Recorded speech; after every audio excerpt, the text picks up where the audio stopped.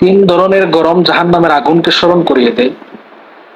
এক নম্বর হচ্ছে আগুনের তাপ, দুই নম্বর হচ্ছে গ্রীষ্মকালীন গরমের তীব্রতা, তিন জ্বরের তাপ।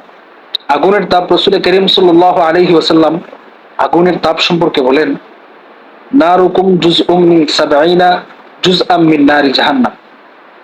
আল্লাহ রাসূল সাল্লাল্লাহু আলাইহি ওয়াসাল্লাম বুখারী শরীফের 3265 নম্বর হাদিসে বলেন, তোমাদের আগুন জাহান্নামের আগুনের 70 ভাগের 1 ভাগ। দুই, গ্রীষ্মকালীন গরমের তীব্রতা। এ সম্পর্কে রাসূল আকরাম সাল্লাল্লাহু আলাইহি ওয়াসাল্লাম সহিহ বুখারীর 539 নম্বর হাদিসে বলেন, ইন্না শিদ্দাতাল হাররি মিন ফাইহি জাহান্নাম ফাইদা ইশতাদ্দাল হাররু ফাআবরিদু বিসসালাহ। রাসূল আকরাম সাল্লাল্লাহু আলাইহি ওয়াসাল্লাম বলেন, গরমের প্রচণ্ডতা জাহান্নামের উত্তাপ, কাজেই গরম প্রচন্ড হলে উত্তাপ কমার পরই সালাত আদায়। তিন নাম্বার, জ্বরের তাপ। এ সম্পর্কে রাসূল আকরাম সাল্লাল্লাহু আলাইহি ওয়াসাল্লাম সহিহ বুখারীর 3263 নম্বর হাদিসের মধ্যে বলেন, আল হাম্মু মিন ফাইহি জাহান্নাম ফাআবরিদুহা বিল মা।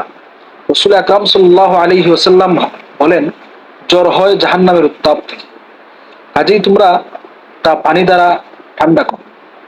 আল্লাহ পাক রব্বুল আলামিন আমাদের সবাইকে এই তীব্র গরম থেকে হেফাজত করুন। আমাদের সবাইকে সুন্দরভাবে আল্লাহ পাক রব্বুল আলামিনের গোলামি করার, আল্লাহ তাআলার হুকুম অনুযায়ী চলার তৌফিক দান করুন। আল্লাহ পাক রব্বুল আলামিনের আযাব আর গজব থেকে আমাদের সবাইকে হেফাজত করুন। কোরআনে কারীমের অন্য একটি আয়াতে আল্লাহ পাক রব্বুল আলামিন বলেন, যাহারাল ফাসাদু ফিল বাররি ওয়াল বাহরি বিমা কাসাবাত আইদিন নাস। অর্থাৎ মানুষের উপর প্রত্যেক বিপদ এটা মানুষের হাতের কামাই। আমরা আমাদের উপর যা কিছু বিপদ দেখতেছি, আসতেছে, অনেক বিপদ আমাদের বর্তমান বাংলাদেশে আসতেছে, আসবে, এগুলো সবকিছুই আমাদের হাতের কামাই।